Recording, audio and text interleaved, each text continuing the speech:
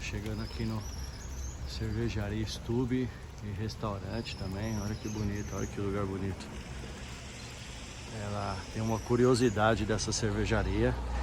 É a única no Brasil que tem um caixa eletrônico de chopp. Então ele fica 24 horas.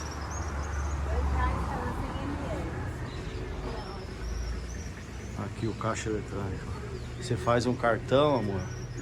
Ó, primeiro atendimento. 24 horas. Autoatendimento de chopp 24 horas. Muito legal. Para acessar o caixa eletrônico de cerveja 24 horas, adquira seu cartão. Aqui, ó, você pega o copo, digita aí a senha e pega o seu chopp. Ali tem as instruções.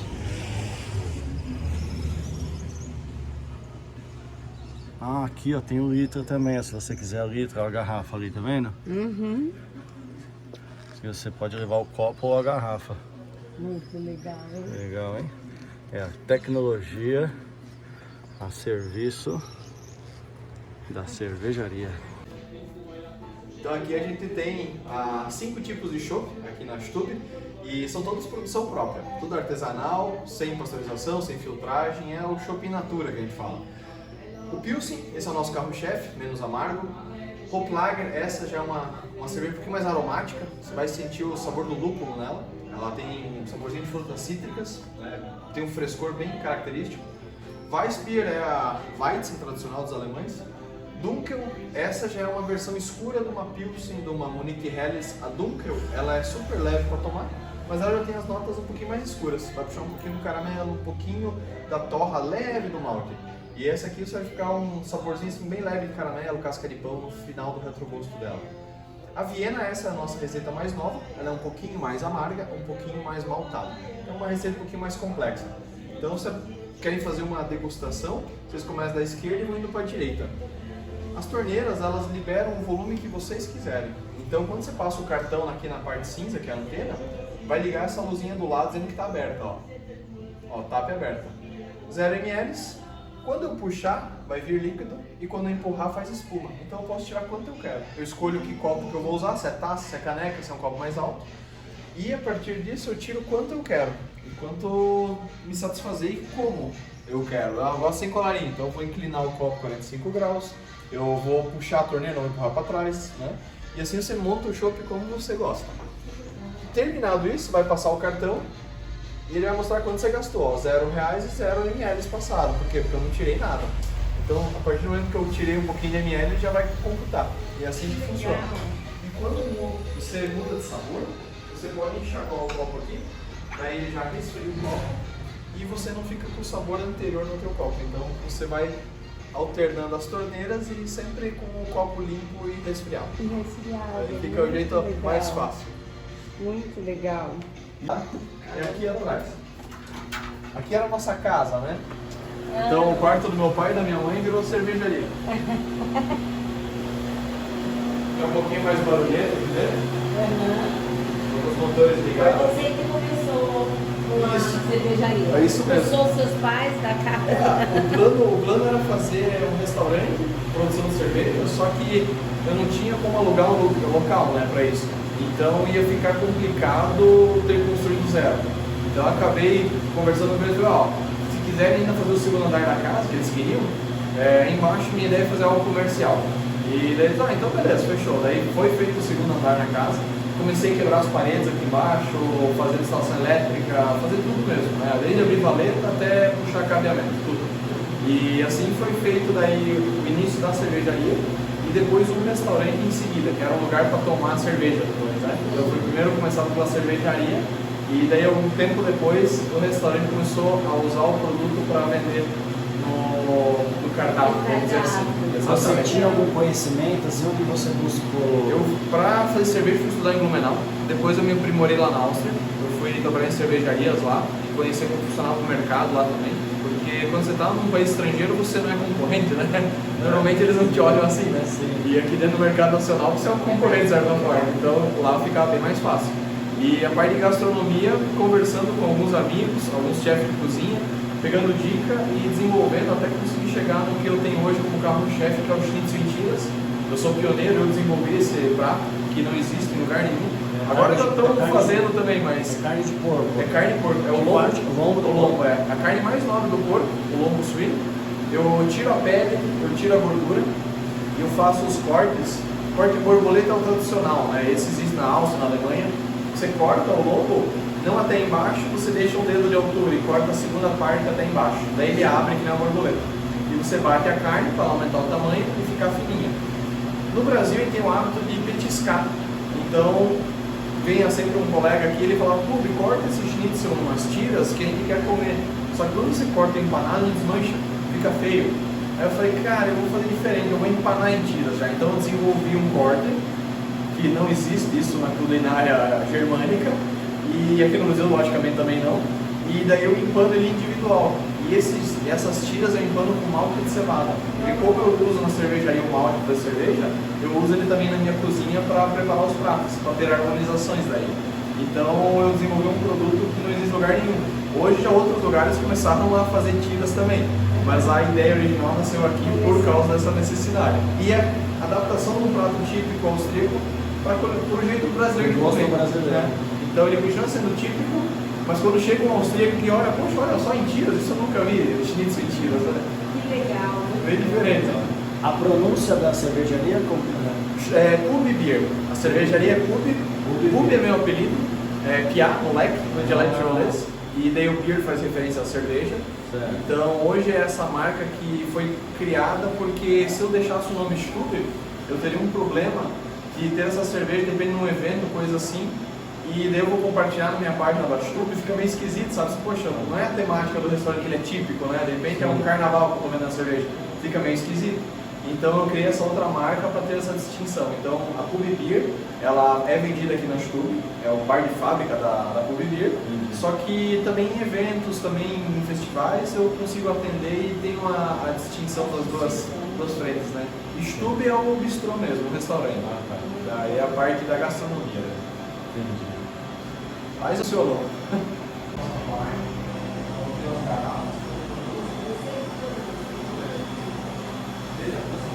Eles abatem o suíno segunda de manhã. Aí eu vou lá. Consegue, sempre foi bom ter por aí, para eu colocar aí, porque aí se você sai, alguém consegue se servir. Exatamente. E daí eu não fico dependente de ter alguém, sabe? E ter um E como é tudo funcionário. muito pequeno, você imagina se tiver um funcionário, eu não consigo viabilizar ele. Tudo da cerveja. É importado ou não? São da Alemanha.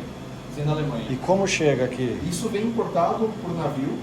Quem importa é a Agrária, essa empresa aqui. E ela também planta maltes aqui no Brasil, aqui em Guarapuava. Então esse aqui é um povo que veio nos anos 50 para o Brasil. São alemães suávios, que a gente diz. É um pessoal que estava lá na Bósnia, quando a Alemanha quis povoar, na época, um pouco ali dos Balcãs, para ter uma defesa um pouco melhor de invasões. E esse povo depois acabou saindo fugido no final da Segunda Guerra, porque depois os mercenários russos chegaram e expulsaram eles. Então eles anoiteceram e não amanheceram lá. Saíram muito corridos. Eles chegaram aqui no Brasil nos anos 50. Três Dias foi final de 33, uns anos antes, né? E esse pessoal que se instalou aqui em Guarapuava, na Entre Rios, eles começaram a fazer o que eles tinham de arte, que é a plantação de cevada e trigo. E graças a isso, a cooperativa agrária, eles hoje são referência nacional em maltes. Então, muitas variedades eles produzem aqui, e algumas variedades que eles não têm aqui, eles importam da Alemanha, porque eles têm parceria com a Weirmann. E outra, a pátria-mãe deles lá, né? Então eles têm essa relação toda. E esses são os maltes, no caso, importados lá de Bamberg, que é da Weirmann. É uma outra empresa maltaria. Então eles se complementam. Hoje, quando eu faço uma cerveja, eu tenho um blend, eu tenho uma mistura desses maltes para cada estilo. Então, uma cerveja escura eu uso um malte um pouquinho mais torrado. Essa aqui seria já um malte preto mesmo, né? Bem torrado. Ah, então você já pega ele torrado. Já pega ele pronto. Tá. Diferente do malte claro, que eu vou fazer uma cerveja mais clara. Ou um malte de trigo, como é o caso desse. Aqui é um malte de trigo, onde o grão ele é bem menor. Né? O malte de cevada, o grão ele é maior. Esse é o malte claro. Que legal. Né? Então assim eu consigo misturando, fazer por exemplo uma cerveja de trigo, eu consigo fazer uma Doppelbock, uma Dunkel. Na verdade a Dunkel eu não uso esse, uma Doppelbock eu uso esse. Essa aqui eu uso para uma cerveja Pilsen. Então a mistura de malte faz você ter a complexidade do sabor. Quando a gente começa a escutar duplo malte e triplo malte, o que é isso? Duplo malte são 2 maltes misturados, triplo malte, 3 maltes. A minha cerveja que eu menos tenho malte são 3 maltes, né? Já seria uma triplo malte. Nem uso isso como E marca, mais ou seria menos normal usar, sabe? mais ou menos interfere em tudo. Isso. Sabor, aroma, amarguez. textura, perfil, tudo se E- altera. O Pilsen, se eu fizer uma cerveja só com malte de Pilsen, você vai notar uma cerveja totalmente neutra. Claro, tem que caprichar na fermentação, tem que caprichar na produção. Mas por causa dos maltes, ela ficaria totalmente neutra. Um amarelo bem clarinho, meio palha. Mas eu quero deixar ela um pouquinho mais dourada. Eu vou usar um malte que vai trazer um pouquinho mais de cor nela, um dourado. Mas eu queria melhorar a espuma dela, então eu vou usar um outro malte que ajuda a deixar ela mais cremosa. Então, eu queria uma cerveja agora mais escura, então eu queria puxar nota de caramelo. Eu vou usar um malte que vai conferir essas notas de caramelo. E assim você vai montando as receitas, né? E a filtragem dela, o que interfere? A filtragem é um processo que você faz depois que a cerveja está pronta. Ela saiu do tanque, você vai filtrar ela. O que isso faz? Ela tira o material orgânico, vamos dizer assim, ela limpa a cerveja, ela fica translúcida, ela é polida, que a gente fala. E esteticamente ela é bonita. Hoje a gente está vivendo uma onda da cerveja artesanal. Então se eu filtro, eu estou parecendo uma cerveja comercial. Industrial, entendi. Então quando eu deixo ela turva, o pessoal olha, pô, essa é artesanal. Isso é uma coisa que é comum hoje. Se fosse uns 15 anos atrás, a gente ia olhar uma cerveja turva, pá, que feia. Hoje ela não é feia, hoje ela é bonita. Talvez amanhã ela seja novamente feia, mas ela sempre vai ser uma cerveja in natura, onde você mais tem aroma e sabor. Quando você filtra, você perde um pouquinho disso. Mas sendo filtragem, é um processo físico, então não é tão ruim. O que mais muda o sabor e aroma de cerveja é a pasteurização mesmo, que é o choque térmico. Ela passa pelo Daí isso pasteurização. a gente também não faz. Não. Porque cerveja pasteurizada é para ela durar mais tempo na prateleira. Então Sim. eu vou vender lá para o norte do Brasil, que é o extremo oposto, né? Como é que eu vou transportar até lá sem estragar essa cerveja? Tem que Sim. pasteurizar ela. Só que daí eu perco aroma e sabor. Vale a pena pasteurizar? Não. Aí é preferível então vender só no mercado local. Minha produção é muito pequena.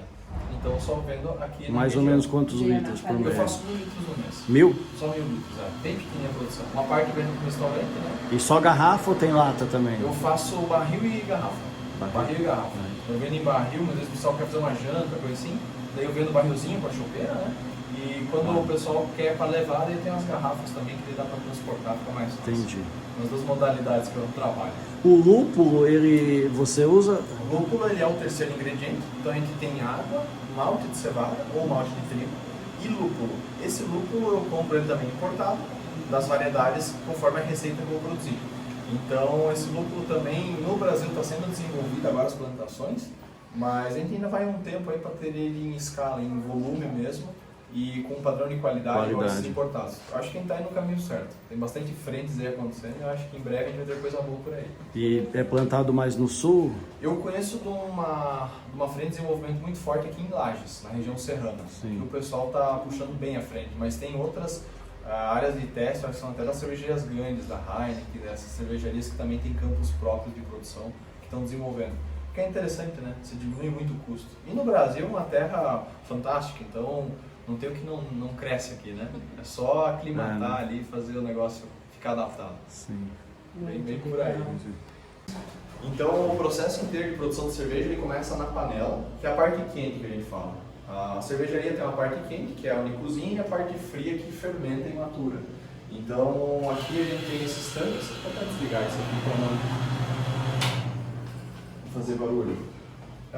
Aqui na mosturação, que é o nome, a gente vai colocar o malte de cevada, já triturado, misturado com água. Essa água ela vai pegar esse açúcar desse malte, então ela vai ficar doce, porque é essa água doce que vai fermentar e virar cerveja. Mas ainda aqui eu vou colocar o lúpulo dentro, no final do processo. Então se vão aqui 6 horas de trabalho, até eu fazer todo esse ciclo, extração de açúcar do malte de cevada, e colocar o lúpulo e ferver. Está tudo esterilizado agora, né? Então esse líquido que o nome é mosto, ele está pronto. O mosto ainda não é cerveja. Se a gente toma ele, ele é doce e amargo. A gente nota isso bem claramente, as características, né? Finalizado o processo aqui, essas 6 horas de trabalho, eu transfiro aqui para o tanque, onde ele vai começar a fermentar. Só que para isso eu tenho que colocar fermento dentro. O fermento ele é primo do fermento de pão, sabe o fermento seco que a gente conhece? Tem o primo dele, ele é Lager ou é Ale, são duas famílias de fermento. Se eu vou fazer uma Pilsen, eu vou usar o fermento Lager, que é a característica dessa cerveja. Eu coloco o fermento aqui dentro, ele vai começar a comer esse açúcar. A levedura lá, ela vai começar a trabalhar, ela vai comer o açúcar, e quando ela está comendo açúcar, ela gera duas substâncias. O álcool, que é o teor alcoólico da cerveja, e o CO2, que é o dióxido de carbono. O dióxido de carbono deixa de sair, o CO2 deixa de sair na fermentação, e o teor alcoólico, todo dia, ao longo de uns 10 dias mais ou menos, vai ter aumento dele. Por quê? Porque o fermento está comendo, está gerando álcool. Hoje ele está com 0,2, 0,4, amanhã está com 0,8. No final dos 10 dias está lá com seus 4,8, 5% de álcool, que é o que tem aqui na cerveja. Então eu levo uns 10 dias para fermentar. Terminado o processo de fermentação, que não tem mais comida para o fermento, ele vai descansar, ele vai cair. Nesse momento eu tiro ele por baixo do cone, aqui no cone do tanque, vou tirando ele. E esse fermento agora, não mais utilizável aqui no tanque, nesse processo, eu posso remover para ele, vamos dizer assim, deixar a cerveja livre desse sabor. Então ela vai começando a maturar. Nesse momento eu baixo a temperatura, que ajuda o fermento também a cair. E essa cerveja, dia após dia, ela vai melhorando o sabor. Então eu vou experimentar aqui, todo dia ela está um pouquinho melhor. E leva uns 20 dias essa maturação. Então o processo inteiro aqui no tanque são 30 dias. 10 fermentando, 20 maturando. 30 dias eu estou com ela pronta, vou passar ela para os barris ou para as garrafas e vou comercializar. Então eu levo ela para um restaurante fresquinho para o pessoal poder tomar. Legal. Então funciona. E por isso tem mais tanques também, porque cada receita tem que destinar para um tanque. Por isso tem que ter mais tanques para conseguir fazer esse giro de todos os estilos que são feitos. Isso pequeno, assim... Ó, galera, e aqui é o cartão que você recarrega. Você põe a quantidade que você quiser aqui, ó.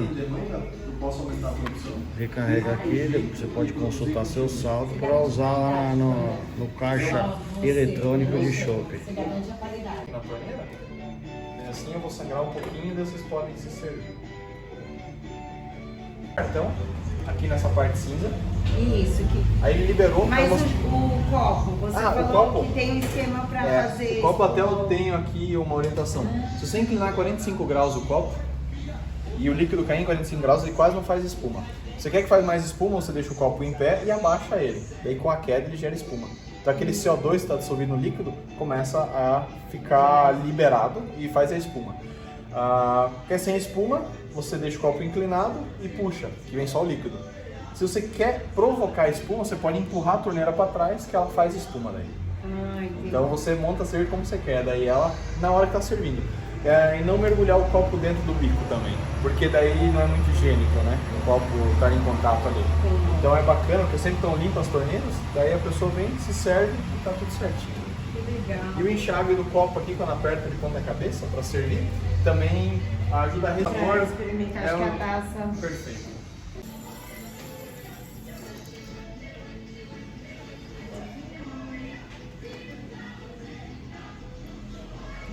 Aqui você já carregou, é isso? É isso, é só passar. Chique. Isso aí, ó. Isso mesmo. Aí só no liberou. cartão. Exato. Depois no final você tem que passar de novo para fechar daí. Ah, tá.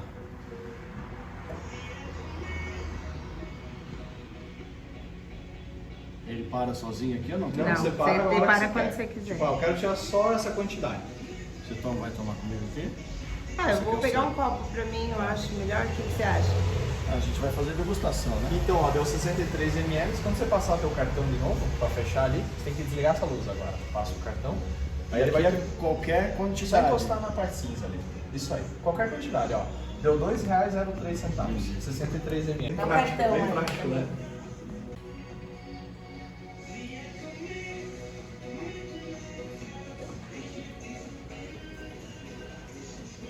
Sim.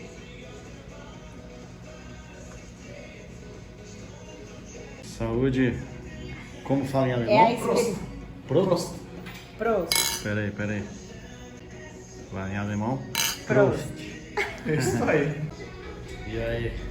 Boa, né? Muito Não é boa. diferente? Muito boa. O sabor dela é diferenciado. Ela é leve. cítrico. Ela é leve. cítrica e mais, Amarga. mais amarguinha, que é o que eu gosto mesmo. E amargo dela, ele vem no paladar e depois ele some. Você vai ver que você vai ficar conversando assim e não verdade. vai ficar aqui. uma IPA, que é um estilo bem amargo. Galera, vamos ver se eu tô craque aqui. Vou tomar essa Dunkel. Aproximar o cartão. Só que o cartão tá lendo. Liberado, ó. Está liberado. Eu não vou virar o copo aqui, senão não vai dar pra filmar. Você tira aqui, vou só parar de filmar e eu já volto. E se você quiser a espuma, você coloca ela pra trás, ela vai sair a espuma. Deixa mais cremosa. E aí depois você trava de novo. Tirar mais um pouquinho aqui. Aí você trava de novo aqui, ó. Passa o cartão novamente, você trava ela.